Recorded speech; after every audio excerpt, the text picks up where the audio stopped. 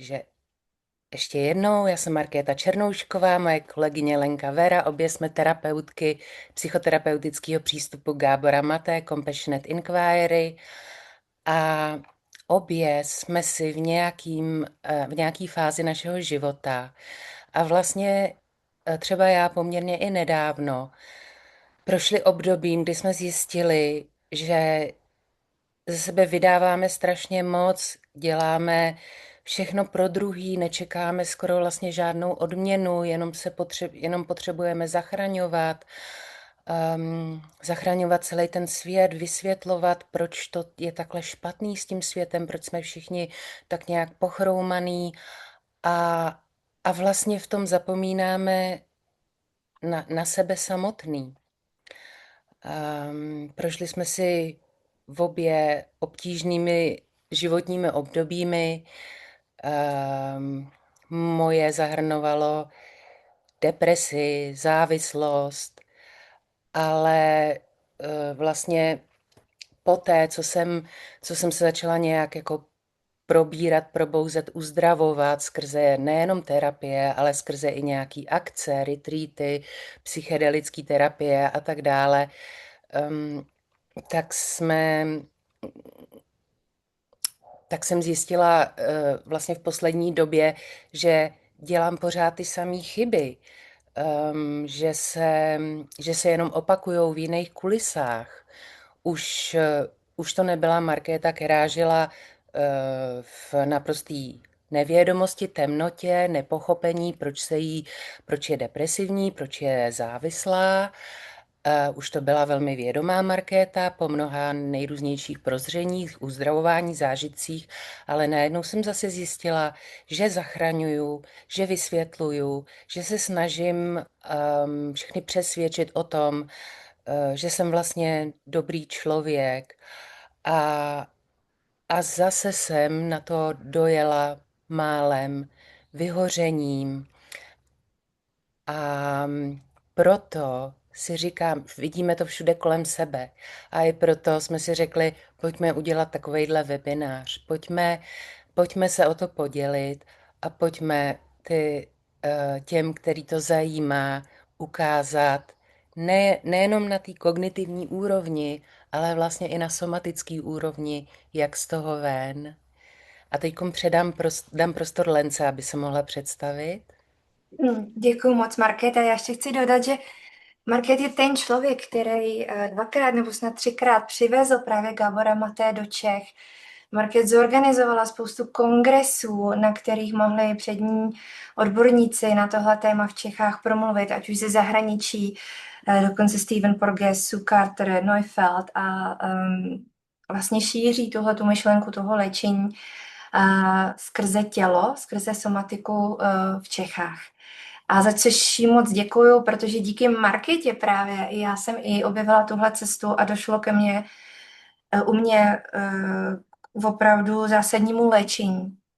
Já jsem tak jako Markéta, tak jako možná někteří z vás, jsem si prošla v životě nějakými těžkostmi, které jsem taky připisovala tomu, že jsem nějaká rozbitá nebo divná, že se mi lepí smůla na patu a vlastně žila jsem poměrně dlouho v nějaké oběti, že já chudák jsem zažila nějaké sexuální obtěžování, že jsem si vzala narcistu, že jsem potratila, že jsem se musela rozvést.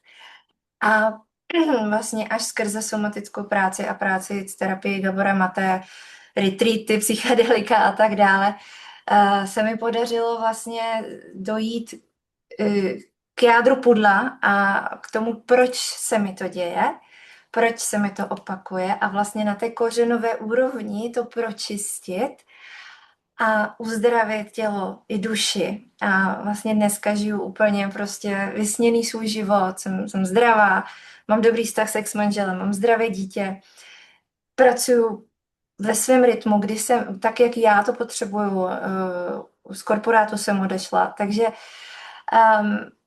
vlastně ta naše touha s Marketou je sdílet, že ať jsme jak u školy rozbití, že je světlo na konci tunelu. to je za mě asi všechno. Pracuji teda jako marketer, jako terapeutka v Praze na Vinohradech a i online pro mezinárodní klienty. Z marketu děláme retreaty, skupinové terapie a tak dále. A už teďka slovo zpátky tobě, Market. Díky. Tak já to ještě nemám tak skvělý jako Lenka, já ještě ten úplně vysněný život nežiju, ale cítím intuitivně, že se k tomu taky blížím. A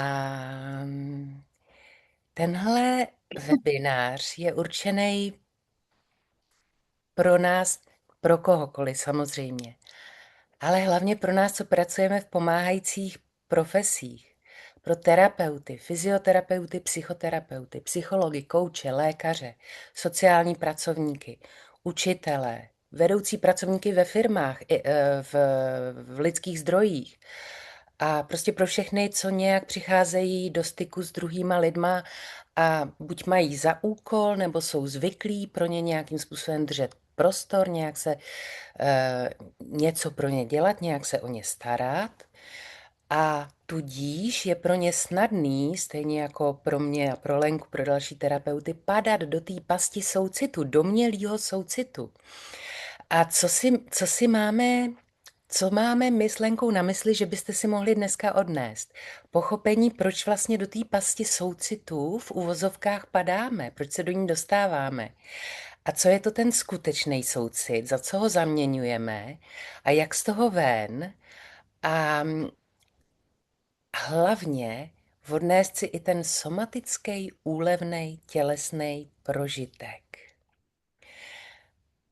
A teď už to zase předám Lence. Mhm, mhm. Děkuju, Market. Ta psychoterapeutická metoda, kterou vyvinul Gabor Maté, se jmenuje Compassionate Inquiry, což se do češtiny překládá jako soucitné dotazování. Celá ta terapie je založená na tom, že soucit léčí, soucit je prostě něco, je to postoj, který když se naučíme mít, tak nám to v mnohých ohledech pomůže. Co je ale takový trošku trik s tím soucitem, je, že nám, kteří máme tenhle ten dětský program, že se musíme zavděčit, aby nás ostatní měli rádi, že my máme prostě všichni doktorát v tom, jak soucítit s ostatníma, ale neumíme to vůči sobě. A mě vlastně vždycky fascinuje, když máme všelaké kurzy ještě teďka s Gáborem a když se tam setkáme se skupinou lidí a jsou tam psychiatři, psychologové, prostě opravdu vědci a třeba až po 8, 10, 12 měsících toho výcviku se takhle zamyslí a řeknou, jo, tohle je ten soucit. Když já můžu prostě mít soucit se sebou a říct ne, jo, že to říkání ne, to dávání sebe na první místo je založený na tom, že ten soucit otočíme i vůči sobě. A to je prostě pro tenhle typ lidí, kteří jsme dneska tady, typicky těžké. Gábor Maté mě hodně překvapil tím, když jsem teda ten kurz začínala, když otvíral ten ročník, tak otevřel s tím, podívejte se, co si budeme povídat. Jo? Sice jsme všichni tady nějaký terapeuti, ale zatím vším jsme všichni zraněné děti. Jo? Všichni tady jsme si prošli nějakým zraněním a proto nás to zajímá, jak to vylečit v sobě a jak to pomoct ostatním. Tudíž pojďme se podívat na to, jaký je rozdíl mezi kdy se zavděčuju, zachraňuju, pomáhám a kdy praktikuju soucit.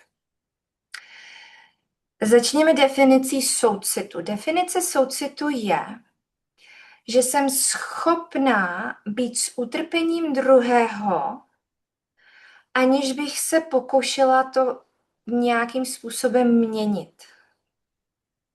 Tudíž nepomáhat, nepodporovat, nedávat nápady, nějak to člověka nerozptylovat, prostě jenom s tím být. Jo, tohle se ti stalo, to musí být těžký. Jo, vidím, že jsi smutnej. Jo, vidím, že se ti klepe brada. Jo, ty máš úplně zaslzelý oči. Jak se cítíš? Co ale, že kulturně my v sobě máme, je takový to bude dobrý. Honzovi se to taky stalo a podívej se na něj dneska. No? Když řeknu, to bude dobrý, tak vlastně jenom tomu člověku dávám najevo, že teď je to špatně, že teď je teda nějak špatně. Když řeknu, že Honzovi už se to povedlo, tak ho zase srovnávám a zase ten člověk cítí vlastně hůř, protože Honza už si to vyřešil a tady Petr ještě ne. Takže naučit se nepomáhat je vlastně výraz jedný jako z nejtěžší formy pomoci. No, nenavrhovat řešení, teď nevím, jak by se řekl česky cheer up, jo, nepovzbuzovat vlastně toho člověka. A opravdu jenom mu dovolit, aby cítil, co cítí, aby cítil, že fakt je to v tuhle chvíli jako na hovno, když to řeknu lidově. A když ten člověk v té přítomnosti se nebude cítit souzený, protože i to podporování vlastně je soud, že to je nějak špatně, tak se mu paradoxně uleví. A teďka, když si to převedeme na to, co chceme dneska vlastně zdůraznit, že naučit se tenhle postoj zaujmout vůči sobě je hodně těžký. Jo? Že si říct sobě, teď se cítím blbě a prostě s tím budu, je to OK. Mám soucit se sebou, že tohle si prožívám a budu se svým utrpením, aniž bych se snažila to nějak změnit. A vlastně v dnešní instagramové kultuře je to takový, jo, pust si nějaký podcast, zamedituj si, udělej si jogu, běž se projít, proskoč se, protáhni se, jo, prostě dělej něco pro to, aby ti přestalo být blbě, protože si za to nějakým způsobem můžeš sama, tak si z toho taky sama pomož. A to určitě má nějaký svoje místo, ale všechny tyhle ty rady fungují rychleji, když si člověk ze všeho nejdřív dovolí to procítit a přijmout. A pak se jde projít. No. A pak najednou, když si 5 minut popláču na tom gauči a řeknu si, tyjo, soucítím se sebou, teď je to fakt blbý, jsem úplně na dně. Teď s tím prostě chvilku budu. Tak překvapivě rychle vlastně se do toho člověk uvolní a je mu líp rychlejc, než kdyby udělal 3 hodiny jogy. Protože vy můžete dělat 3 hodiny jogu, uběhnout 20 kilometrů, ale pořád se bránit té emoci, že vás něco trápí. Já teďka udělám pauzu, Marké. Ty to vždycky tak hezky umíš doplnit. Jo, já bych možná řekla, aby nedošlo k nějakému omylu. Lenka tam řekla, jako nezachraňovat, nepomáhat. A pomáhání není nic špatného, ale nemělo by to být pomáhání ve smyslu já tě zachraňuju. Já ti pomáhám, protože je mi tě líto. Protože to pak vlastně tomu člověku dává pocit, se mnou je něco špatně, já nějak nejsem, já jsem nějak neschopný, potřebuju pomoc. To, že potřebuju pomoc, implikuje, že jsem neschopný. A to už vlastně zase vytváří ten vnitřní tlak a posiluje to přesvědčení o sobě, že jsem neschopný, můžu si za to sám. Takže soucit často zaměňujeme právě za tu lítost, za zachraňování, za vděčování. A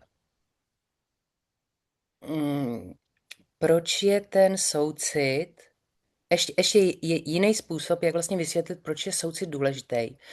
Na té úrovni neurobiologický, na úrovni nervové soustavy. Co se totiž vlastně stane, když já si sama k sobě nebo k druhému člověku dovolím soucit? Soucit jako postoj. Soucit není emoce, soucit není nějaká pracně vydupaná láska k někomu nebo sama k sobě. Soucit je fakt postoj a je to postoj nesouzení, bezpodmínečného přijímání, je v pořádku všechno to, co ten člověk přede mnou nebo já sama cítím. A právě tohle nesouzení a bezpodmínečné přijímání to udělá ten malej zázrak v těle, že v rámci té autonomní nervové soustavy, ve kterých se hlavně odehrávají emoce, um, se ten bloudivý nerv uvolní, protože na něj není tlačeno. Protože konečně celá ta naše bytost přestane říkat našemu vnitřnímu prostoru, to znamená té autonomní nervové soustavě, tomu bloudivému nervu, ne, teď bys neměl cítit ten smutek, teď bys neměl cítit ten vztek, teď bys neměl být depresivní, teď bys neměl, tohle nechci, tohle ne, ne, ne, ne, ne. A najednou, když to v sobě dovolím, tak se to hrozně uvolní. Ta emoce může být procítěná, ten stav může projít a vznikne prostor, ze kterého může pokračovat nějaký další vývoj. Buď to vnitřní vývoj, vnitřní uzdravování, nebo vnější vývoj. Něco se může začít vyvíjet v mém okolí, v rodině, v těžké situaci, v práci. A já teď skočím k tomu, proč vlastně do té pasti takzvaného soucitu, neboli teda zachraňování, zavděčování se, lítostivého postoje k někomu druhému padáme, proč se do ní dostáváme. No asi vás to nepřekvapí, je to adaptace z dětství. Proč máme takovouhle adaptaci? Proč jsme si nevědomně vytvořili tuhle adaptaci? Protože trauma. Chceme tady na tom webináři malinko tak jako sejmout, takovou demystifikovat, demitizovat to slovo trauma, protože kolem něj panuje třeba hodně strachu, nedorozumění, velký respekt z něj, nebo odpor dokonce. O traumatu teď mluví každý, to přece jako není možný, že máme všichni trauma, anebo ne, ne, ne, já ne, to se týká všech ostatních, anebo to se týká jenom těch, co na té ulici sedějí a píchají si něco do žil. Nějaký malý emocionální zranění si z dětství a hlavně z raného dětství, kdy si to nepamatujeme hlavou, neseme fakt skoro všichni, protože to v téhle kultuře a v téhle civilizaci ani jinak nejde. Tahle kultura, jak říká Gábor Mata, je ze své podstaty toxická a nenaplňuje potřeby lidských bytostí. Dokonce je obrací proti lidským bytostem. Vlastně ta komerční, komercializovaná kultura ty potřeby vlastně zneužívá k tomu, aby na nich vydělávala peníze, ale do toho nebudeme zabrušovat.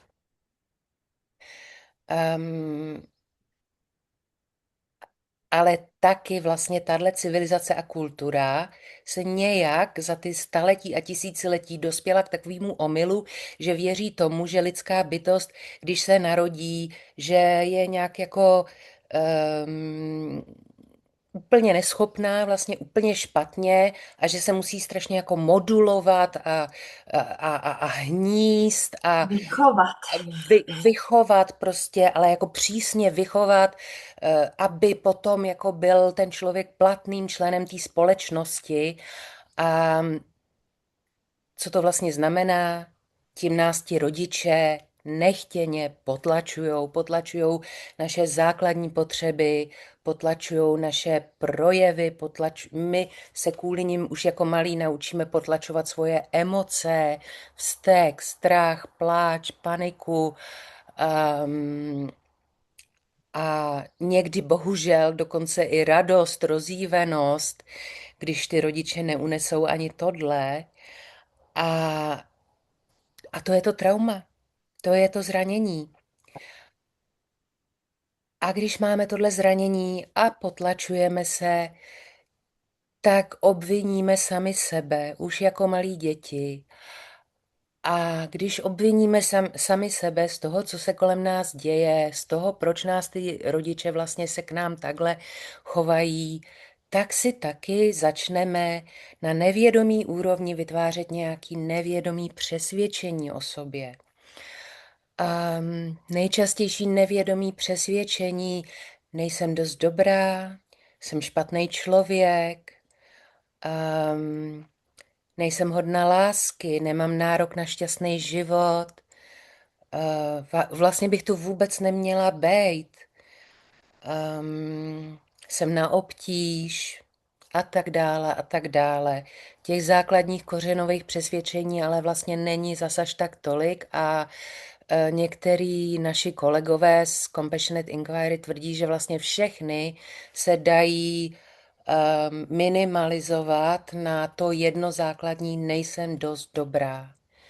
Já bych s tím polemizovala, ale v podstatě v rámci zjednodušení se to tak dá říct. Skoro všichni, kdyby nás někdo takhle jako rozkrojil a byla v nás taková jako cedulka, jako bejvá v oblečení, jako já jsem si včera koupila tuhle novou halenku a má tady cedulku, protože jsem si to oblíkla omylem opačně, tak my bychom vlastně uvnitř měli cedulku a na ní by bylo napsaný: nejsem dost dobrá, nejsem dost dobrý. A tady z toho přesvědčení my si pak vlastně tvoříme svůj život, svůj svět. Různýma adaptacema, strategiema. A ty už jsou různý. Pro někoho je to dětství tak bolestivý, že jeho adaptací je totálně se odpojit a stane se z něj třeba politik nebo herec. Ale my jsme zůstali citliví a tak naší adaptací je pomáhat a zachraňovat. Market, můžu do toho Jasně. ještě eh, eh, mm, mě tam ještě teďka jde ta definice, že to trauma není ten externí event, to, co se stane jako externě, jo? Že třeba řekněme, že jsou dvě děti a mají maminku a ta maminka měla nějakou velkou nehodu a nemůže o ně tolik pečovat, jako by si třeba přála. Jo? Takže není to chyba maminky, něco se stalo a jedno dítě si to vysvětlí: maminka nemá na mě čas, nemůže o mě pečovat, já chci její lásku, ale nedostává se mi jí, tudíž asi nejsem dost dobrá. A tohle, to, co se stane uvnitř, to je to trauma. Jo? A druhé dítko, které vyrůstá ve stejné rodině, třeba jsou to dvojčata, jo? Si to přebere ale jinak v té hlavičce a třeba si řekne: na všechno jsem sama. Jo? Ve světě mi nikdo nepomůže, protože maminka už 3 měsíce leží, má zlámané nohy, tudíž já si musím všechno zařídit, obstarat sama, na všechno jsem sama, není bezpečný spolehnout se na dospělýho, že mi pomůže. A to jsou pak zase takoví ti lidé, kteří jsou hodně jako třeba introvertní, všechno sami, nepustí si k sobě nikoho, nemají rádi kolektiv, jsou hodně kontrolující a tak dále. Promiň, Marky, to jsem potřebovala tam doplnit. Jasně, díky, Lenko. Jo. Takže Ty jsi mluvila teďka o té adaptaci a osobnosti. jasně. Takže z těch podvědomých přesvědčení, jo, Lenko, skáču nám tam nějaký další lidi, kdyby si mohla pustit. Máme všechny puštěný, neboj. Jo, teď dobrý, fajn, skvělý. A co vlastně v souvislosti tady s těma adaptacema, strategiema na to dětské zranění nebo v závorce trauma, říká Gábor, naše osobnost, to, co považujeme za naší osobnost, to, co považujeme za osobnostní vlastnosti, je vlastně taková snůška, takový košík těch adaptací a těch strategií a to pomáhání druhým, zachraňování druhých na úkor sebe je vlastně jedním z těch jablíček v tom košíčku. Takový perfekcionismus, to není vlastnost, to byla obrana. Když budu dokonalá, nikdo mě nebude moc kritizovat a opustit. Pomáhání druhým, když budu užitečná, tak si zasloužím svý místo na světě. A nebo adaptace odpojení, disociace, když nebudu nic cítit, tak mě nebude nic bolet. A pak můžu dělat všechno. Zcela bez skrupulí. Teď zase strašně zjednodušuju, samozřejmě. Um, a teďkon já jsem si tady dovolila. Teď budu citovat z Gordona Neufelda, což je, se kterým Gábor Maté napsali spolu tu knihu Držte si své děti. A on má takový krásný přehled těch různých adaptací. Ne, že by to na 100% platilo, ale mně se to moc líbí, protože je to takový ilustrativní a instrumentální zároveň. Když se vám nedostávalo pozornosti, kterou jste potřebovali, zcela vás pohltí snaha pozornost upoutat. Pokud se vám nedostávalo uznání, které jste potřebovali, budete pohlceni snahou získat si přízeň a budováním okouzlující osobnosti, nebo budete pečovat o potřeby druhých, abyste ono uznání získali. Pokud jste nebyli oceňováni, budete prahnout potom naplnit očekávání ostatních, aby si vás mohli vážit. Pokud ve vás nikdo nepodporoval pocit výjimečnosti, můžete se stát velmi náročnými. Pokud jste nebyli respektováni proto, kým prostě jste, budete se snažit na lidi dělat dojem. Pokud nebyl oceňován váš význam jako jednotlivce, můžete skončit v pomáhající profesi a neustále lidem pomáhat. To vám dodá pocit důležitosti. Pokud jste nebyli oblíbení proto, jak jste, budete velmi, velmi milí. Budete se snažit být oblíbení skrze svou laskavost a potlačíte svoje autentické rysy. Pokud jste nebyli milováni, může se stát, že se stanete velmi okouzlujícími. Pokud jste nebyli uznáváni pro svou podstatu, můžete se upoutat na hledání společenského statusu. Můžete se stát velmi úspěšným člověkem, ale uvnitř zůstat prázdní, protože tato snaha získat potvrzení zvenčí vám ve skutečnosti ubližuje. Takže asi takhle je to s těma adaptacema. A já bych teď možná dala nějakou malilinkatou přestávku a mohli bychom účastníky webináře vyzvat k tomu, jestli se v nějaký z těch adaptací nebo v nějakém z těch nevědomých přesvědčení o sobě poznali, že by to napsali do chatu, pokud se jim chce. Co říkáš, Lenko? Určitě, určitě. Tak já vás zvu. Do chatu můžete napsat i jakékoliv otázky a my se jimi během příští půl hodiny ještě probereme. Mhm.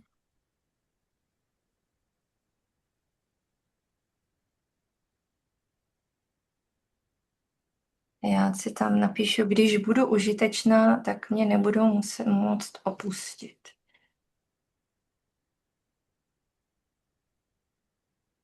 Jo, Dagmar se ptá, je možné tyto adaptace nějak sepsat, poslat, prosím. Pošleme e-mailem.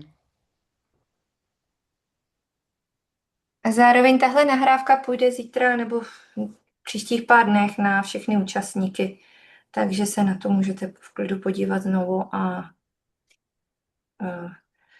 teďka jsme v 33. minutě, tam to najdete. To Ahoj Markétko, to jsem se právě chtěla zeptat, takže moc díky.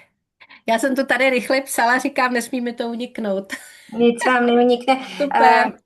Všechno bude, spíš to vnímejte, než abyste si psali každé slovo, spíš si to prociťte, prožijte, co to s váma dělá. Tyhle věci slyšet. Mhm.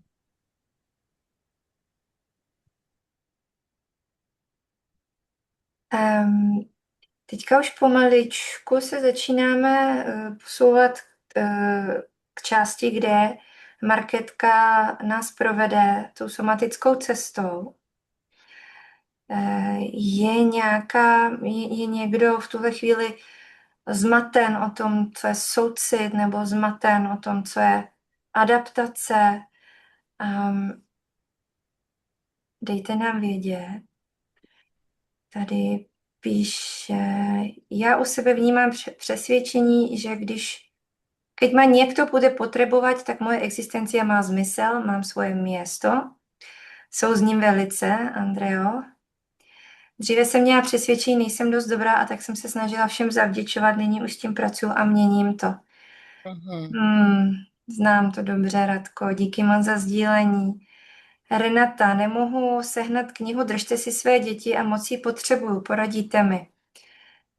Nakladatelství People.com, Tak, Tomáš super. Heisler. Stačí zadat do Google název knihy a otázku, kde ji sehnat a vyjede spousta odkazů.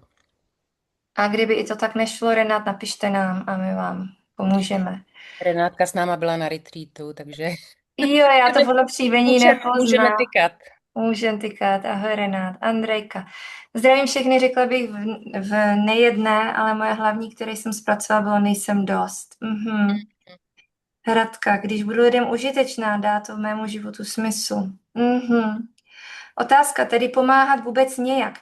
Dagmar, já jsem moc ráda, že se na to ptáte. Ono právě ta naše, třeba bude pomoct za sebe, jo. A Marke to i zmiňovala, že není špatný pomáhat. Já chci pomáhat, mě to naplňuje, mě to dělá šťastnou, když můžu pomáhat.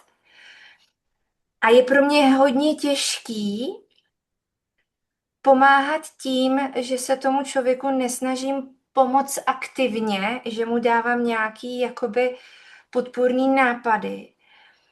A že se učím, že nejvíc mu pomůžu tím, když mu dovolím, aby byl se svojí bolestí, aniž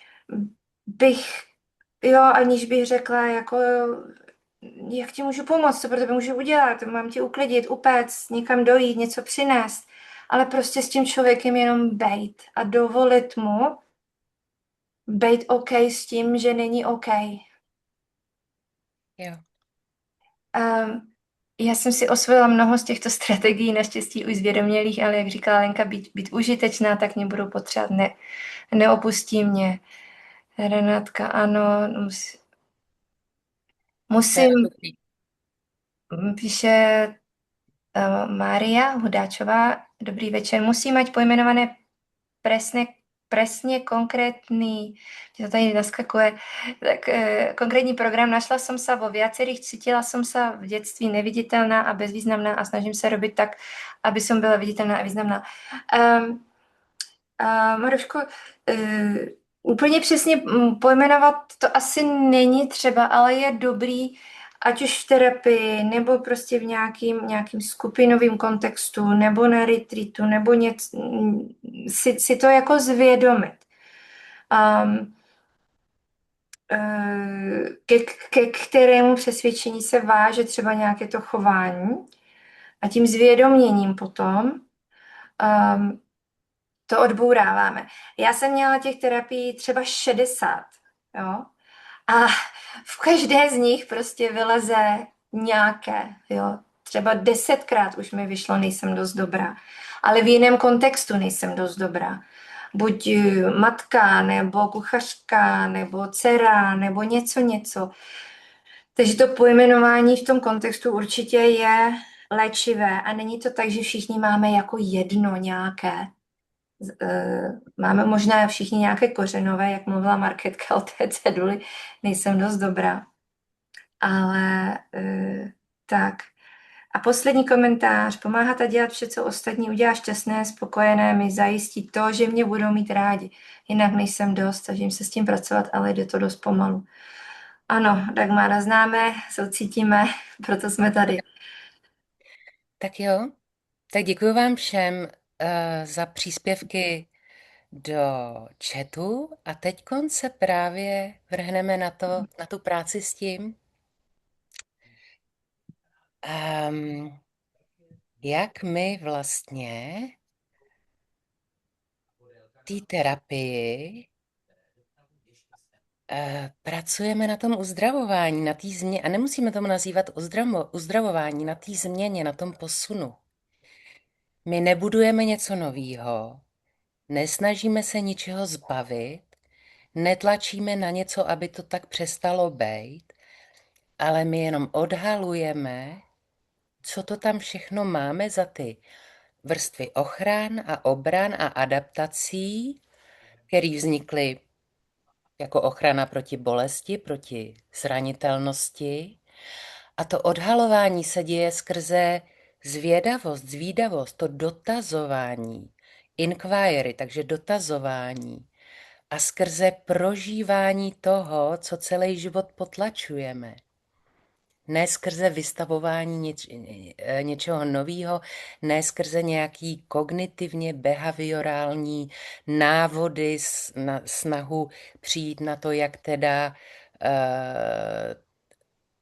se chovat jinak, jak vymyslet, strukturovat svůj den jinak, abych se potom nezlobila na děti.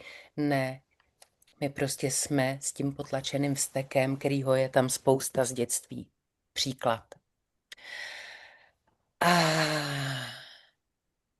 Takže naším cílem není vymyslet nějakou lepší verzi sebe, to by byla zase vlastně vytváření další adaptace, ale jenom jako uzdravovat a tak jako s laskavostí odkládat, nebo ani ne odkládat, ale tak jako zeslabovat v sobě to, co není tam, to moje true self, to moje pravý já, ta moje autenticita. A já vás teda teďkon se pokusím provést somatickým cvičením, somatickou cestou, ve který doufám, že prožijete někdo z vás, možná ne všichni, nějakou změnu, nějaký posun, který se nedá slovy vyjádřit, který se uděje uvnitř a pak se něco změní. Takže já vás teď všechny zvu k tomu, abyste si pohodlně sedli. Ale fakt pohodlně.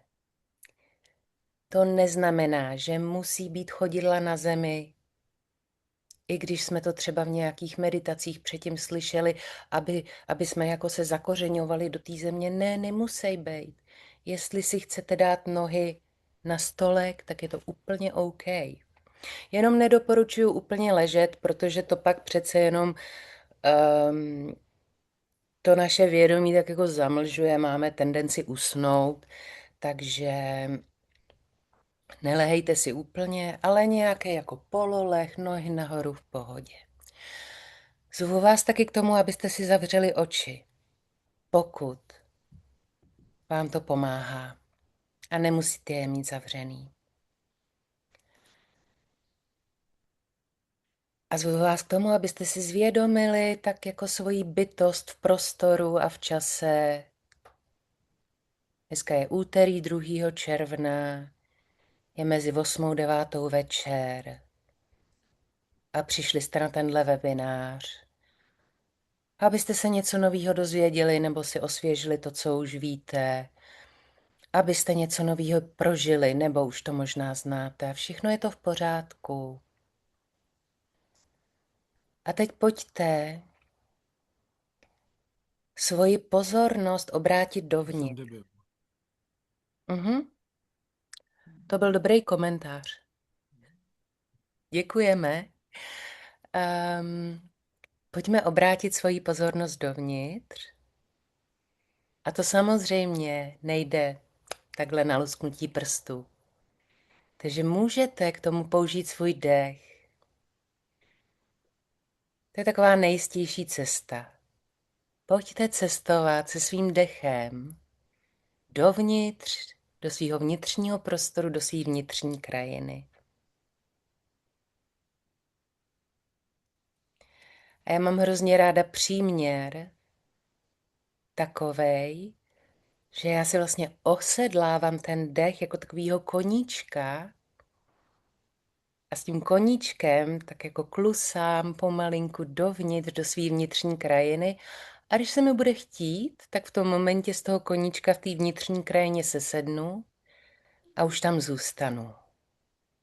A můžu se po té své vnitřní krajině rozhlídnout.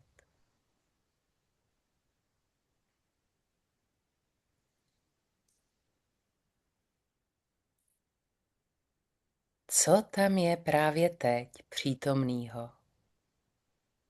Pojďme dát na chvilku pozornost obsahu hlavy, těm mentálním obsahům. Jsou tam nějaké myšlenky, samozřejmě. Nějaké vzpomínky, situace, obavy, přesvědčení. Vyvstávají.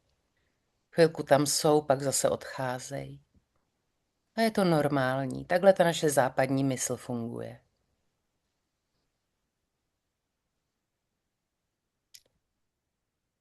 Pak se tu pozornost můžeme pokusit odlepit od těch mentálních obsahů, od těch myšlenek, přesvědčení, vzpomínek, obav. A můžeme zavnímat, jak se má naše hlava somaticky, fyzicky. Je tam tlak, je tam bolest, je tam klid, je tam nepokoj.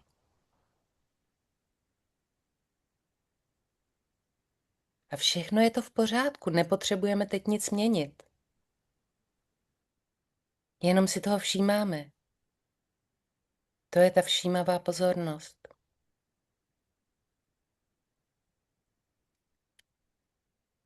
A pojďme teď tou všímavou pozorností, soucitnou a nesoudící, níž, do krku, do hrdla, do ramen, do šíje. A zase jenom zavnímejte, jak se tam cítím. Bez posuzování, bez snahy nějak to měnit.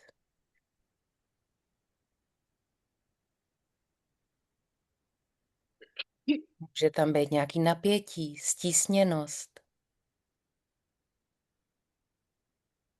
sevření. Může tam být nějaká emoce.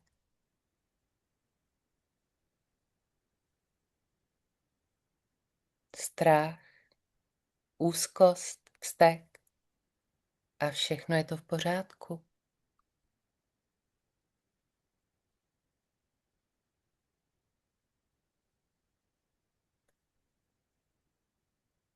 A pojďte pozorností ještě níž, do hrudníku, do toho prostoru kolem srdce. Zavnímejte svoje srdíčko. Zavnímejte, jak vzduch roztahuje plíce a jak ty roztahujou žebra, mezižeberní svaly.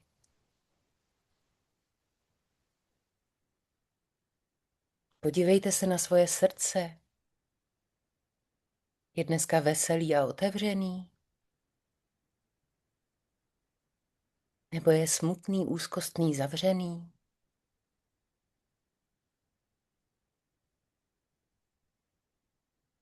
Je tam kolem něj temno nebo světlo?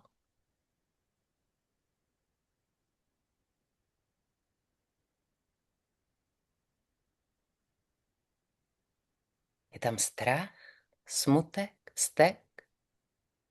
Nebo klid a radost? Všechno je OK.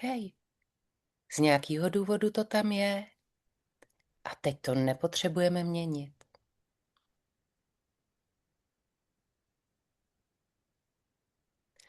A pojďme svojí pozorností do břicha. Do té veliký břišní dutiny, kde je velký pletenec nervů, kde toho cítíme hrozně moc.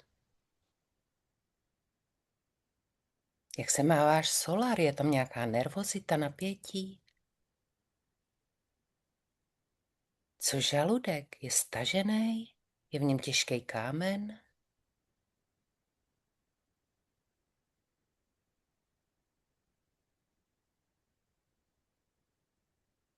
A co pánevní dno? Tam mezi nohama? Jak se mám tam? Jsem tam uvolněná? Nebo je tam nějaký napětí, stažení? Nějaká emoce?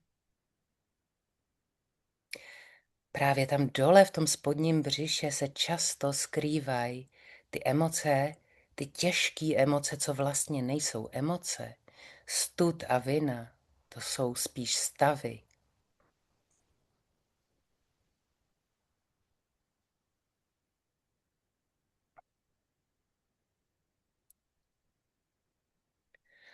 A teď si pojďte ještě velmi rychle projít pozorností celý ruce a nohy, horní končetiny, dolní končetiny. Jenom si tak zkontrolujte, jak se dneska mají ruce, prsty u rukou, nohy, stehna, holeně, lítka, chodidla, prsty u nohou. Jakýkoliv fyzický věm, pocit, emoce, všechno je v pořádku, jenom si toho všimněte.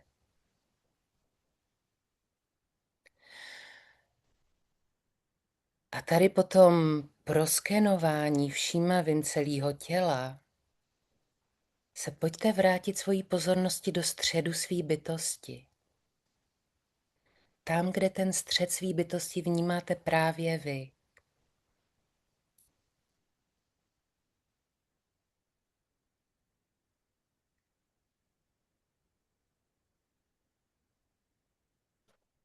A v tenhle moment, když jste ve středu své bytosti, si vybavte nějakou buď aktuální nebo nedávnou náročnou situaci.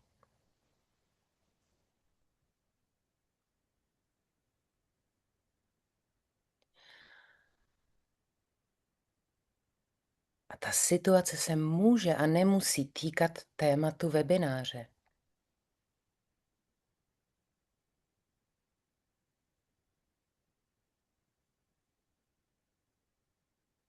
Může být o něčem úplně jiným.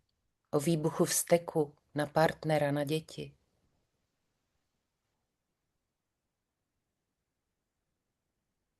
A nebo může být právě o tom pocitu provinilosti, že jsem kamarádce nepomohla a přitom jsem přece mohla.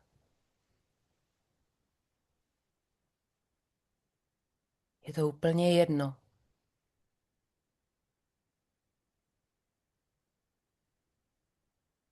Ale je to něco náročného, co jste nedávno zažili, nebo to právě zažíváte.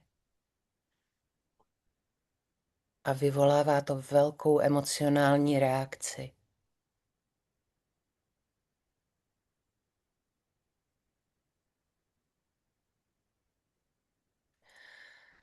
A teď si všimněte, co je to za emoci a kde v těle ji cítíte.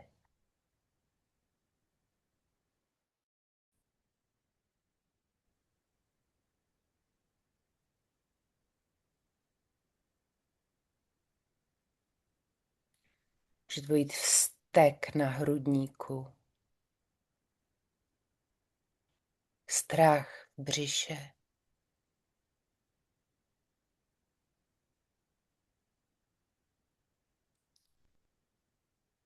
stud nebo provinění někde v podbříšku, anebo klidně v lítkách nebo ve tvářích.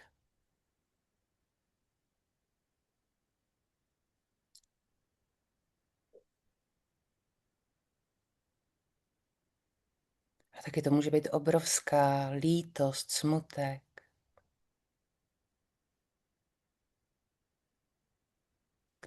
kterou provází slzy.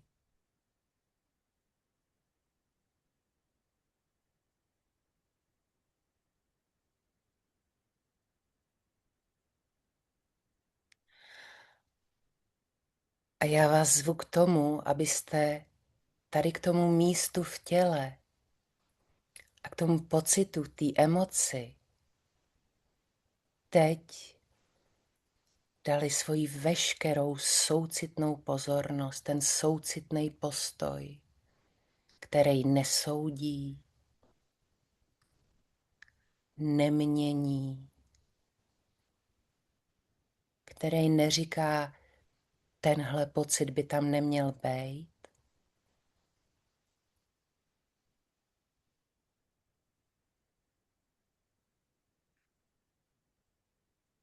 ale naopak vlastně ten pocit vítá, dává mu prostor.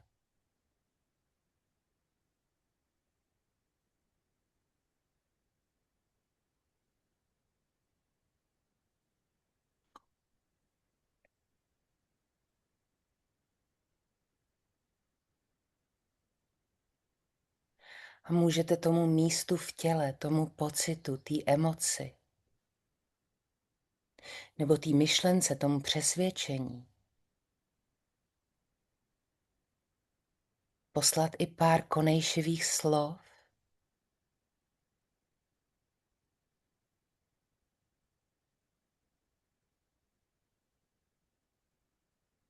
Je OK, že tady seš v steku, smutku, strachu, hanbo.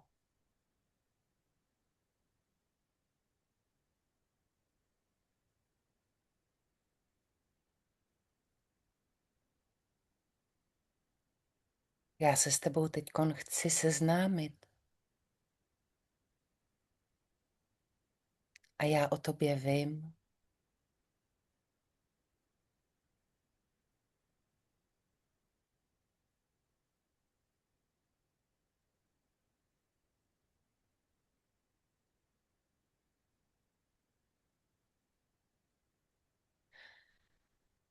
A není tady cílem v této fázi ještě jako prozkoumat, proč to tam je, co to je, ale spíš vlastně dát tomu pocitu, tomu místu, tomu přesvědčení, té myšlence vědět, že já o ní vím, že je viděná, že to místo je viděný, že ta emoce je viděná, slyšená, že není sama.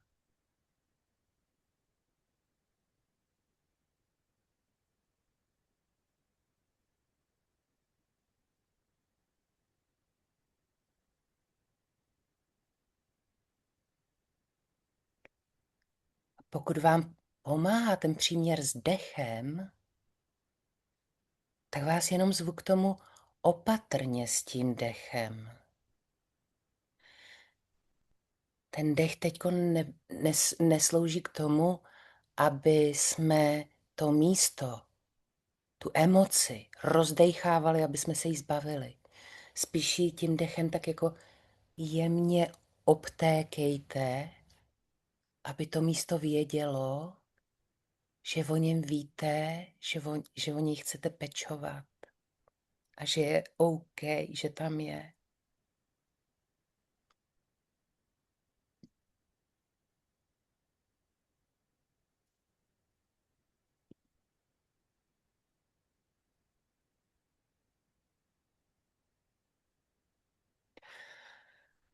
A pojďme teď tady to setkání s naším vnitřním prostorem, s něčím náročným,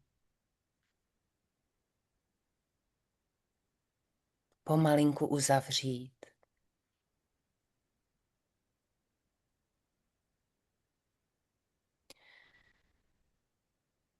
Pojďme se s tím místem rozloučit.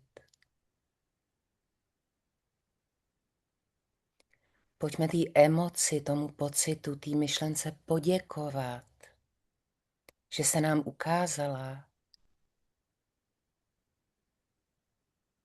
a že jsme s ní mohli být v kontaktu.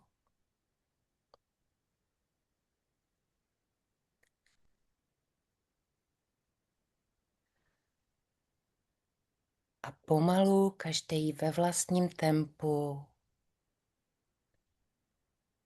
s dechem se můžeme vracet tady do toho sdíleného prostoru účastníků našeho webináře.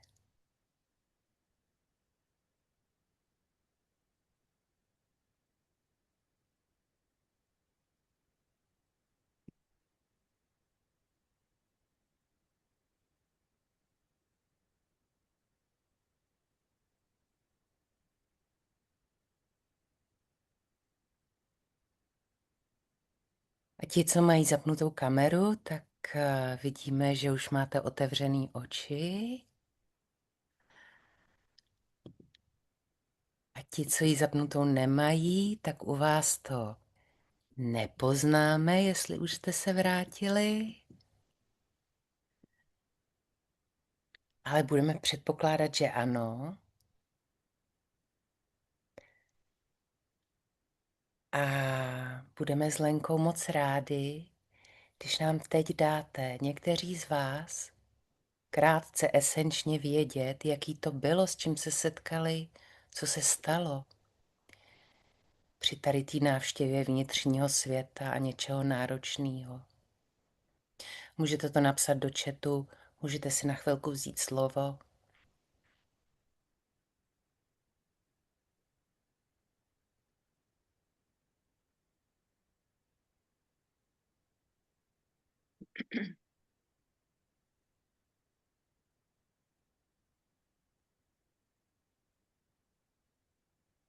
Jak se to bere, to slovo? Takhle, jak jste si ho právě vzala. Já nevím, kdo mluví. Já jsem Renata Vodičková, Jo, byla jsem na ahoj, retreatu. ahoj Renato. Všechny vás moc zdravím a děkuji za nádherný zase povídání a příspěvek. Zase mě to rozvíjí a posouvá dál. A teď k tomu tématu, k tvé otázce, Markétko. Jsem viděna nebo nejsem? Nejseš vidět. Aha, Vidím já teď jméno. nevím, jak to udělat, aby jsem byla viděna. Co mám zmáčknout? Protože mám ráda, Tam je- abyste viděli i mě, že jo? Tam je kamerka, pod ní je napsáno video. Tak Jo, to. kamerka. Jo, už to vidím. Ano. Mhm. Tak možná tam naskočím. Tak. Takže můj zážitek, který můžu sdílet s ostatními teďka z tady toho, co s nás prováděla, je, ale je tady nějaká tma, že jo, asi. Takže já to rozsvítím. Třeba už mě uvidíte víc. Jo. Jo? Dobrý, paráda. Tak je to skvělý. Tak mně se stalo, že jsem došla do takového vnitřního pocitu, emoce toho, že jsem vlastně už si dovolila se spojit, se přiznat, že mě někdo vlastně tlačí a trápí a že mám vztek na něj. A vždycky, když začnu jednat, nebo teď jsem si přesála tu situaci, kdy jsem se už dostala k tomu, že jsem jednala tak, že jsem za sebe bojovala, opravdu tu svoji autenticitu jsem se nebála ukázat. Díky teda změnám v retreatu, jo. To je mazec, co se děje v životě, jak mi to jde. Jo, najednou jsem sama sebou. Myslím, že ne 100%, ale je to o hodně lepší. Jako jsem úplně šťastná, co dokážu teďka. A stejně se mi stalo teďka uvědomění, že vlastně ten člověk používá na mě vždycky strategii, že řekne svoji tragédii v momentě, kdy já už vím a dávám ty fakta a prostě kopu za sebe, tak on tam hodí takovej ten, abych musela mít s ním ten soucit, jo. Ale já jsem v téhle situaci, jo, pochop to prostě nejde, jo. A teď tam hodí to, že vlastně já se zastavím a naslouchám. Teď tam je ten soucit. A už bych najednou chtěla mu víc vstříc, jo. A najednou si uvědomím, teďka v tady té meditaci s tebou jsem si uvědomila, ale já vždycky musím si uvědomit, že ten soucit s druhým je stejně tak důležitý jako soucit se mnou. Takže v ten moment já mám možnost přeskočit do soucitu k sobě a říct, ale mě to ubližuje. A takhle dál nebudu to dělat. A já prostě to chci tak a je to moje právo. Takže najednou jsem tam cítila tu vnitřní sílu, kterou jsem objevila v té hloubce, za tím vztekem, že jo. On ten vztek tady je, ale je to emoce, s kterou jako nic nevyjednáme. To ten vztah nikam neposune, nenajdeme řešení. Takže jsem si uvědomila, že v ten moment toho vzteku je dobrý ten vztek k tomu, že si vlastně uvědomím tu sílu, že mi něco štve vůbec, jo. A že si to připustím. Takže to, že si mi tam dala, teďka z nás vedla do té emoce a jsme tam s tím vtíku, ať to přijmeme, tak najednou v tom přijetí se mi tam objevilo, no ano, můžu mít soucit s ním, ale hlavně musím mít soucit se sebou. A v tom je to řešení dál, jak jednat. Takže děkuji. Díky, A Renátko. my děkujeme tobě za tohle sdílení, protože to opravdu ilustruje tu důležitost té integrace do našeho života těch pozitivních i těch takzvaně negativních emocí. Jo? Máme den, máme noc, máme bílou, máme černou. Žijeme v dualitním yin a yangovém světě a zrovna tak na to, aby jsme byli celí lidi, tak potřebujeme mít ty pozitivní i ty negativní emoce. Oni to jsou z nějakého důvodu. Utrpení je důležitou součástí života a když cítíme to utrpení a ten vztek, tak nás to pohání s tím něco dělat. To je ta nejlepší energie, jestli jste naštvaný. Využijte tu energii. Jo, to je prostě, to jsou, jak bych to řekla, no, to jsou takové prostě ty baterky, které vás posunou tam, kam chcete. A přijetí té energie vlastně nás posouvá dopředu a když ji ale potlačujeme a nedovolíme si ji, tak pak je z toho ta deprese a ty neduhy zdravotní a tak dále. Takže díky moc, Renčo, za sdílení a i mě moc potěšilo, že jsi zmínila retreat.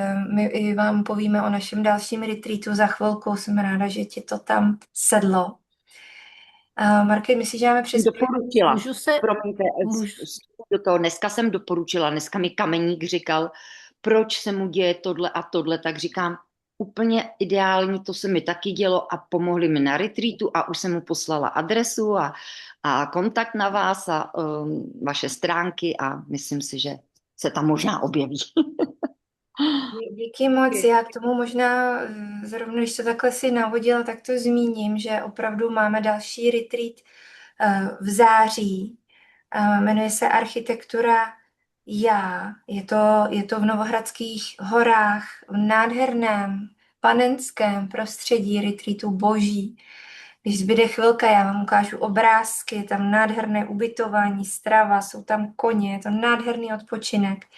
Takže kdybyste tak jako Renátka si chtěli prožít 4 dny v ráji s námi 2 a dalšími 20 souputníky na cestě do vnitřní krajiny a do toho prožívání, přijímání a potkávání se s těma emocema, které jsme si třeba historicky mysleli, jsme neměli cítit, tak to moc doporučujeme. Děláme to s Markétou s velkou láskou a na webu našem uvidíte i reference a jaký to pro lidi bylo. Retreat stojí teďka ještě 13 490, veď Market, do konce příštího týdne. Takže kdybyste za tuhle cenu do konce příštího týdne se chtěli přihlásit, klidně nám zavolejte, jestli máte otázky ohledně ubytování nebo stravy, tak vám k tomu rádi cokoliv ještě povíme. Ale teď ještě dám slovo tobě, Market, a účastníkům, a když tak ten odkaz dám tady do... Jo, děkuju. Já si mezi tím tady čtu ten chat a je to úžasný, co jste všechno pociťovali a prožili během té meditace. A podotýkám, že já tomu vlastně neříkám meditace, protože meditace je něco jiného. Tohle je fakt jako vlastně všímavý vtělení pozornosti a bytí s tím, co je, aniž bychom se to snažili měnit. Takže soucit v praxi. Tohle je prostě soucit v praxi. A co tady lidi píšou? Aneta, mě to přineslo uvolnění až ospalost. Ideální uvolnění ospalost. Radka, setkala jsem se svojí vinou při nepříjemném rozhovoru s mámou. Je to něco, o čem vím. Když je naštvaná, beru si to za vinu.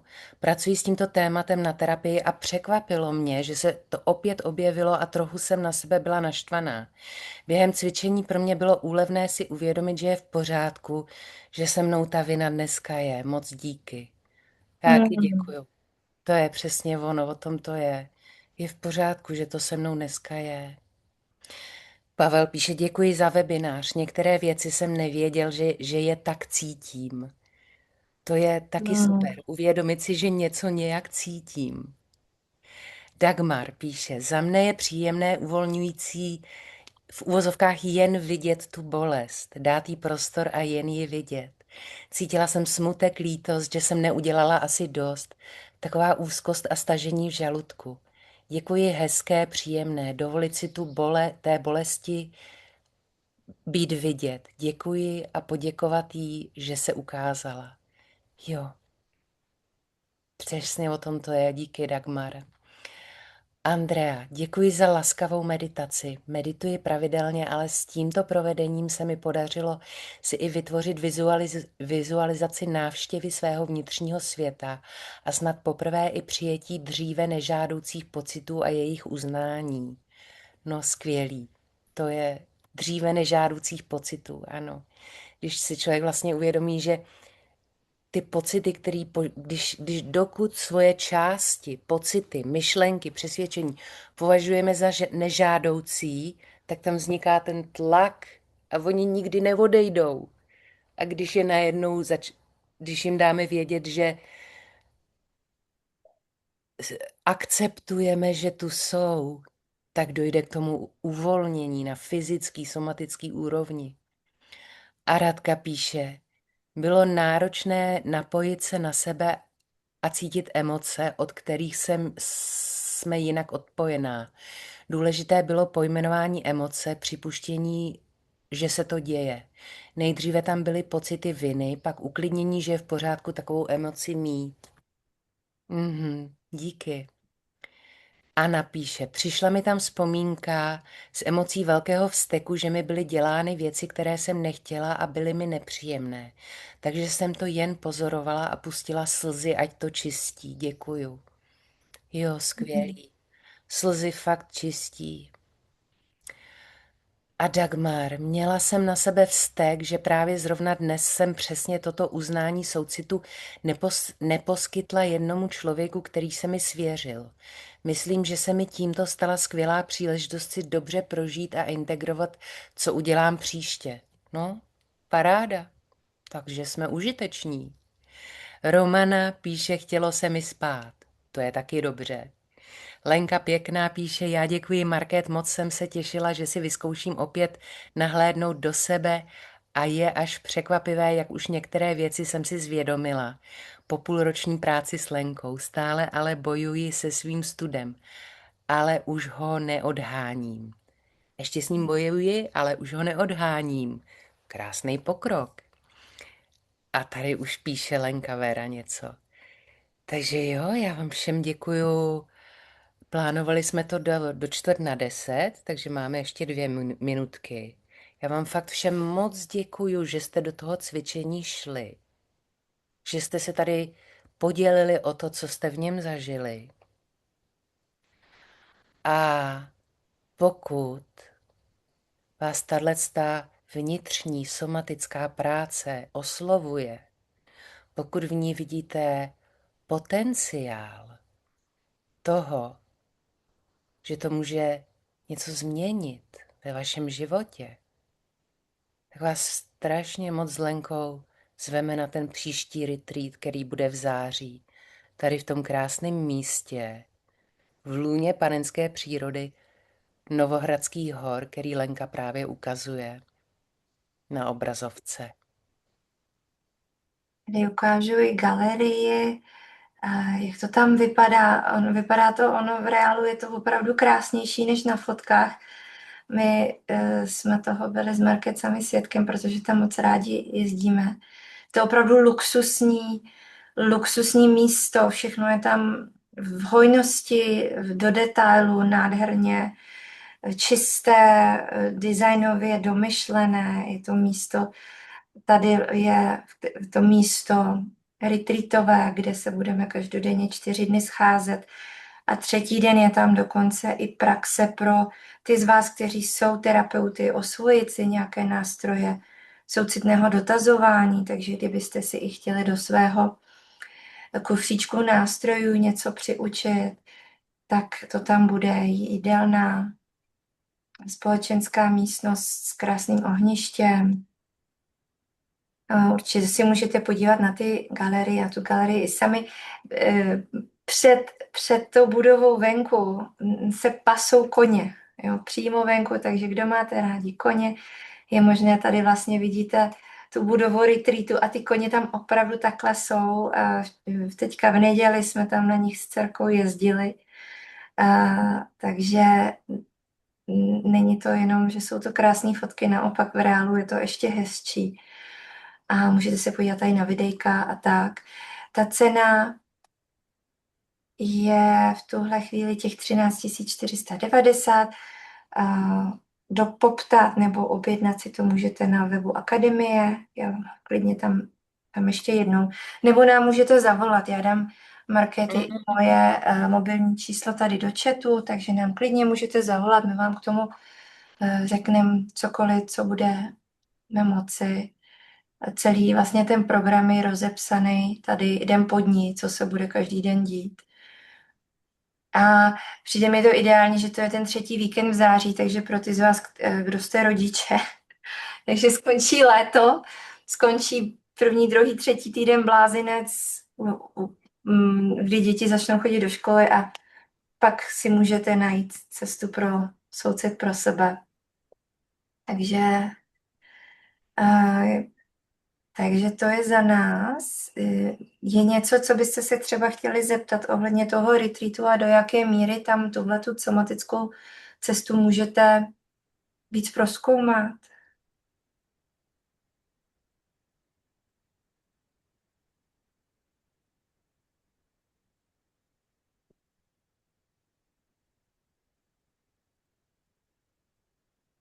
Super, tak každopádně děkujeme Renatce, že to doporučila a moc rádi bychom vás tam uvítali.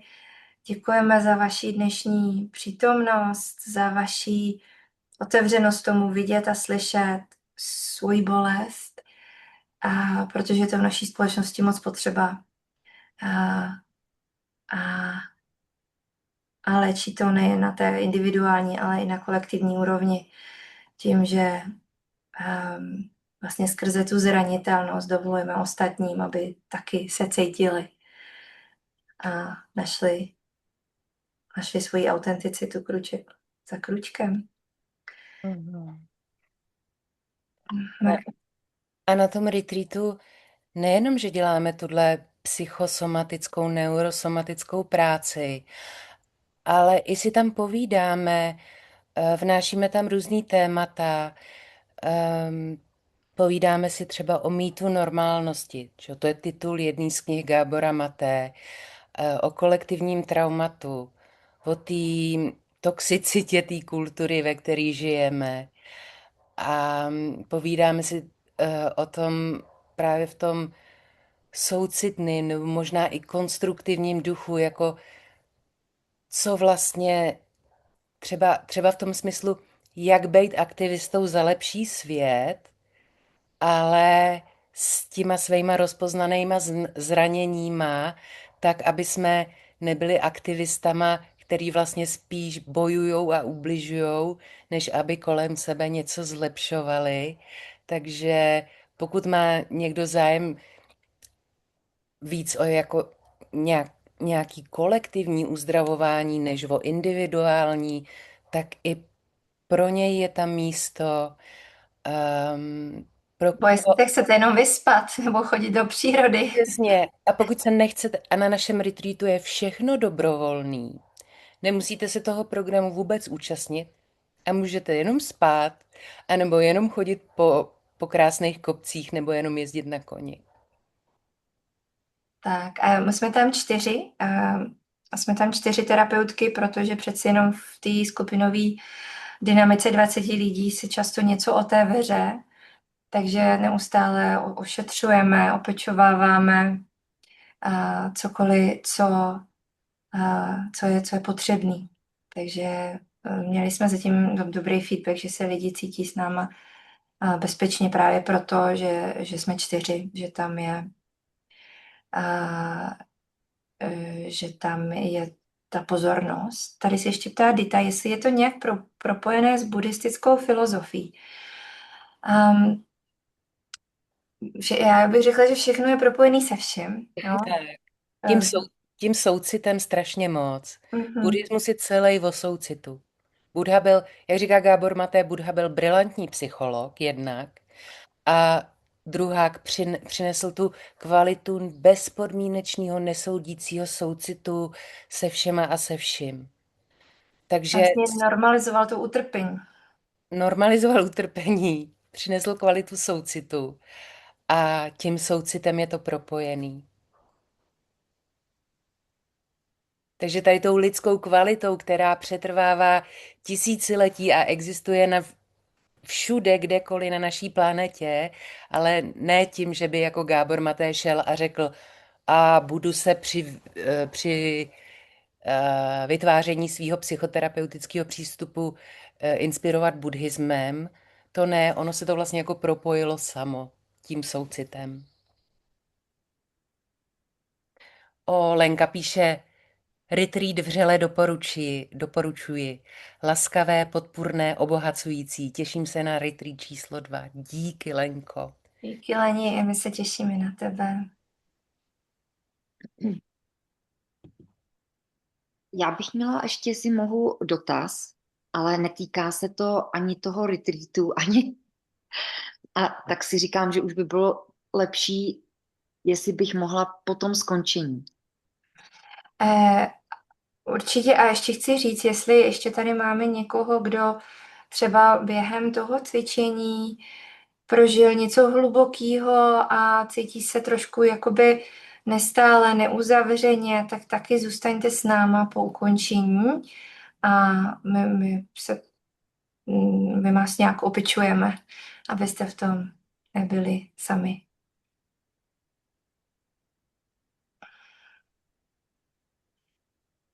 Tak jo, tak ještě chci někdo něco sdělit nebo jenom říct pár slov.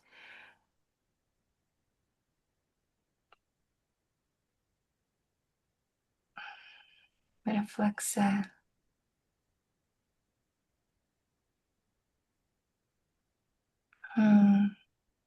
Tak jo, tak my vám děkujeme. Doufáme, že se s někým z vás ještě sejdeme, ať už na individuálních terapiích, na skupinových, na retreatu a dalších akcích, které pořádáme, nebo které Markéta v rámci Akademie Body Mind Unity pořádá. Market. Taky vám všem děkuji, že jste se přihlásili, že jste se zúčastnili. Pokud už se díváte ze záznamu, tak díky, že jste tomu věnovali čas, ať už naživo nebo ze záznamu. A těšíme se na dalších webinářích, na dalších akcích a konkrétně v Boží. Mm-hmm. Protože tam to bude Boží, fakt. Boží, to bude Boží.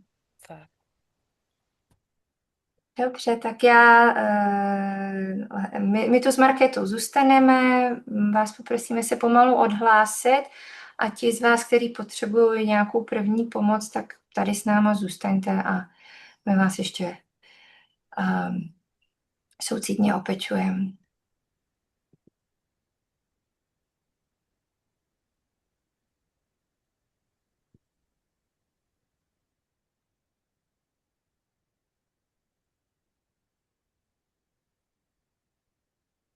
Můžu se prosím zeptat?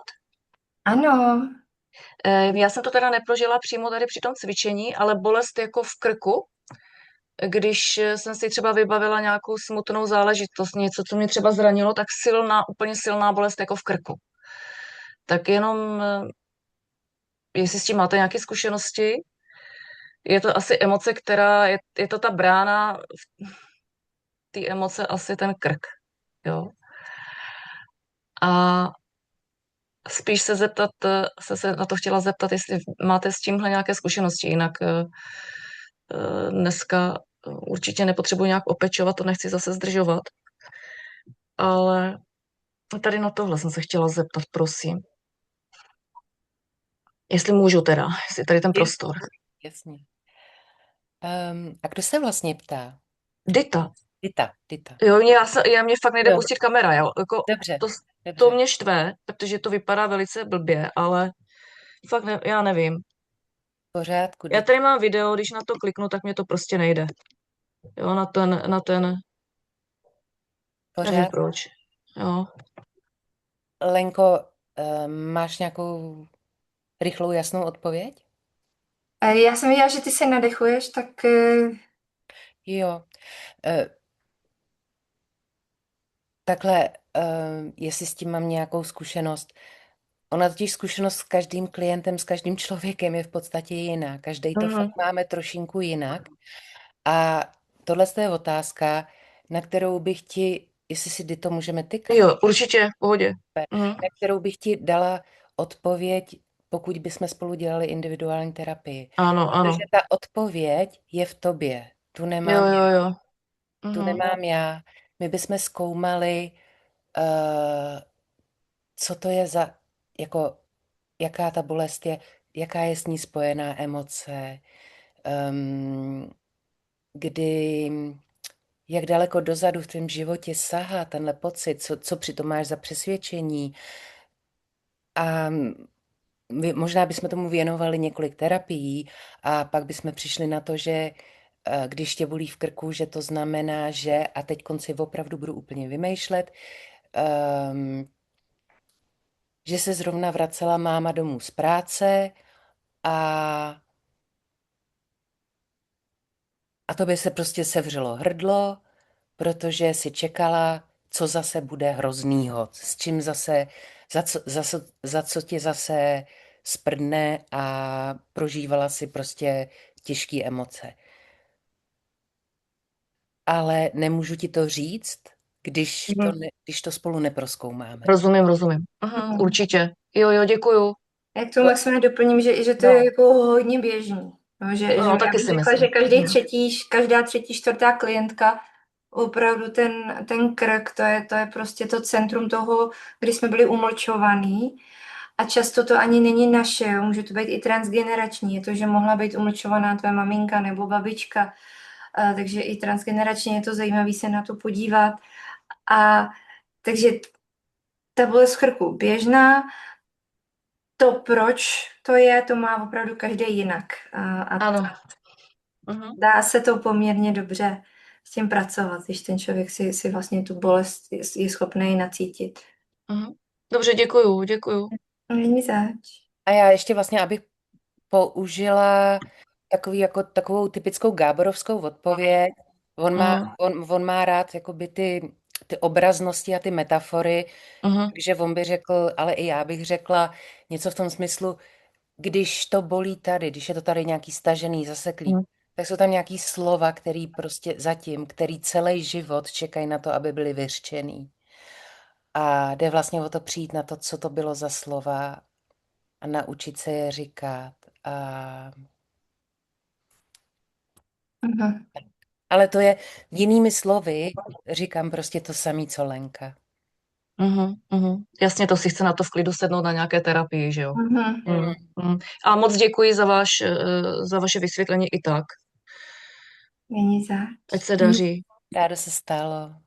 Naschledanou. Naschledanou. Takže pracujete Mohu i se se ještě- psychosomatikou. Teď se ptáte vy, Růžo, Jo, jo, jo, jestli pracujeme i s psychosomatikou? jo. Ano, vlastně hlavně s psychosomatikou. Mhm. To cvičení, který dneska Markéta předvedla, je jenom takový jako malinký náhled, takové jenom pohlazení toho, co vlastně se v té terapii Jo. nebo v těch retreatech děje. My trávíme většinu času v těle. No, takže vlastně obcházíme tu vědomou mysl a hledáme, protože problém s přesvědčeníma je, že jsou podvědomí. Jo, jo, jo. No, a takže my trošku přečuráme tu mysl tím, že jdeme skrze to tělo. A někdo to má v kotníku, někdo v loktu, někdo v břiše, někdo v krku. A opravdu to tělo je taková krásná mapa celého našeho života. Všechno to tam je. A nejenom za náš život, ale za 7 generací dozadu. Takže je to nekončící napínavý proces poznávání svého těla zevnitř, té vnitřní krajiny, jak to Markétka hezky uvedla. A tak jako poznáváme Krkonoše nebo Novohradské hory, tak v té psychosomatice poznáváme tu vnitřní krajinu svého těla zevnitř. kde nás co bolí, kde nás co táhne, kde je nějaká chronická bolest, kde je ten kámen v žaludku, na solaru, v krku. A vlastně pracujeme téměř bych řekla výhradně psychosomaticky. Super. Ale já bych tomu ještě dodala, že psychosomatika, my vlastně pracujeme, že ono je to neoddělitelné, jednota mysli a těla, jednota psychiky, emocí, těla, ducha, takže není to zase tak, že bychom byli jenom v těle, ale je to vlastně, ta naše práce je takový taneček neustálej mezi tím tělem, emocema, pocitama, myslí, vědomou myslí, nevědomou myslí. A tady, když dovolíme tohleto propojování, tak se z toho právě vynořuje to, co jsou obrany, to, co jsou adaptace, to, co je to autentický já. Jo. A někoho takového potřebuju, dobře. Asi přijedu, jo. Mohu se ještě zeptat? Ještě než se můžete určitě, a jestli než se zeptáte, tak máme tady ještě 28 lidí. Já bych poprosila, jestli tady nejste proto, aby jsme vás ještě ošetřili. Protože když tady máme 28 lidí, tak my nebudeme vědět, kdo potřebuje teďka podporu. Takže jestli už máte pocit, že jste dostali, pro co jste přišli, tak budeme rádi, když se s námi rozloučíte. A teďka ještě dám slovo paní Ivě. Já to zkusím rychle, jestli jenom takový opravdu výrazný, jak Markétka začala mluvit, tak okamžitě obrovský tlak v břiše a po celou dobu a vůbec nic se mi neobjevovalo nějakým způsobem, ale najednou mi přišlo můj program Utrpení je součástí života, jak jste tady říkali. A chci se zeptat, je to teda v tom, jak jsme si tady vyprávěli, že vlastně je to program, který já jsem někde získala, teď se somatizoval v tom strachu, kdy já jsem si to někdy řekla v dětství. A v podstatě to musím žít a prožívat. Mám takovou trošku odbornou otázku, když tak. Markétka ví, o čem mluvím, protože jsme spolu zažili nějaké buddhistické retreaty, ale tohle mě úplně vyskočilo. Markétko, prostě já se moc omlouvám, ale musím se zeptat, protože si myslím, že to je úplně zásadní, jako prostě ten program. Jasně, no, to určitě, jako to tak zní, že prostě něco se kolem tebe dělo v dětství, co si teď vůbec nepamatuješ, co prostě tu malou holčičku na nevědomý úrovni přesvědčilo o tom, že život je utrpení, utrpení je součástí života a musím trpět v životě. Markét, můžu do toho skočit? Já si myslím, jako tam jsou dvě hodně rozdílné věci, jo. Přesvědčení musím trpět, protože třeba když jsem nemocná, tak dostanu víc pozornosti od maminky, od tatínka, jo. Když budu trpět, prostě život je utrpení a musím trpět, je vlastně takový to zamrznutí v tom přesvědčení, že to je totalitní 100% času, pořád. Život je utrpení, tečka. Život je utrpení je součástí života, není přesvědčení, je pro mnohý, vlastně ta věta je pro mnohý dovolením si cítit negativní emoce a nekritizování se za to, že občas se jim děje něco trápivého. No, takže jako to nevidím jako přesvědčení, protože kdyby to přesvědčení bylo utrpení součástí života, tak je to svým způsobem pozitivní, protože je to jenom součástí. Někdy trpím, ale někdy jsem šťastná. Štěstí je taky součástí života, radost je součástí života, nevědět je součástí života. A vlastně trauma znamená, že my zamrzneme na jednom tom bodě toho kontinua. No, utrpení, štěstí. A v té terapii my se snažíme to rozvolnit, abychom si během života, během každého dne dovolili všechny ty emoce. Ráno jsem zakopla, zvrkla jsem si kotník, trpím. Ale potom přišla strašně super sestřička a měla jsem strašně krásný zážitek. Pak pro mě přijela kamarádka, hezky jsme si popovídali a vlastně ten den, v tom dni jsem zažila i utrpení, i lásku, i radost, i štěstí. Je tam flexibilita. Někdo, kdo má trauma, musím trpět. Ve chvíli, kdy si ten kotník zvrkne, tak prostě je konec. Jo? Už celý den prostě bude trpět, protože musí trpět a protože to je jeho základní nastavení z dětství. Dává to smysl? No, Ivanko, teď jsem vám udělala vole hlav. Já právě jsem to tak jakoby zavnímala, to popisuju, co při té, jak nás vedla Markétka, že vlastně já to vlastně prožívám, to utrpení.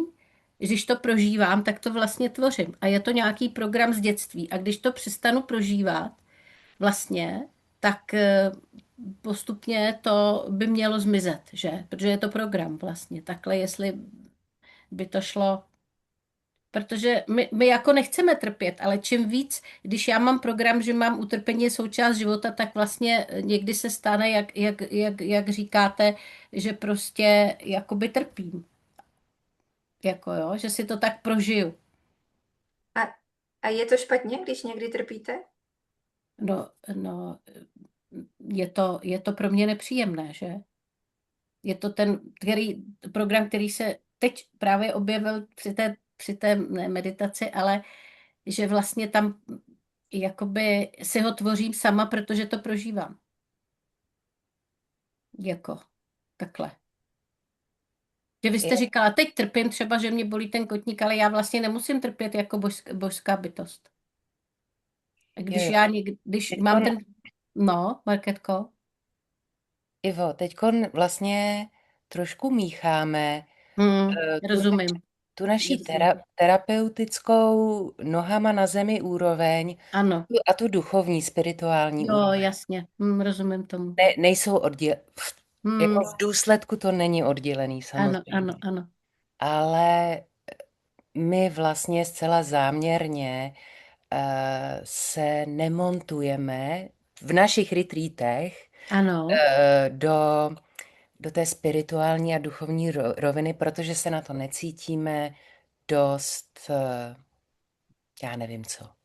Jo, rozumím. Vnímám, co chceš říct, určitě. To neznamená, že bych ti nerozuměla. Jo, jasně. To neznamená, že bych s tebou nechtěla tady tu debatu někde v soukromí mít. Rozumím tomu. Ale vlastně, když to řeknu soucitnou pravdou, která dokáže být drsná, tak tohle téma nepatří jakoby na tenhle webinář. Rozumím. Já vnímám to. Ale já možná mám tam takový oslí můstek, protože když se staneme už experty toho cítění, toho soucitu a toho bytí OK s tím, že trpím, tak během 2 vteřin, já si zvrknu kotník, během 2 vteřin si řeknu, to je blbý. Budu s tou bolestí 30 sekund a je to pryč, protože si to dovolím strašně rychle, aby mi to prošlo tím systémem. A už se na to budu dívat právě z té úrovně toho vyššího já, no, té duše, toho bytí, té esence. Ale to je samozřejmě cesta, to je vyšší dívčí, jo, to tady dneska... Ano, jako moc děkuju, já jsem to procítila takhle, jak to říkáte. Můžu něco Ivance říct k tomu ze zkušenosti? Poprosíme krátce, už se nám schyluje. Ano, jenom to, že já to dělám tak, že třeba když vidím, že na mě jde, to bylo třeba před 10 lety, chřipka, ale musela jsem druhý den začít školit, jo? Tak jsem věděla, že mám jenom na to prostě 24 hodin se uzdravit, nebo ta angína, to byla angína, teplota, bolesti kostí, všechno. Ano, a tak já jsem si říkala, no prostě stejně se tomu nevyhnu, musím to nechat projít. A ještě jsem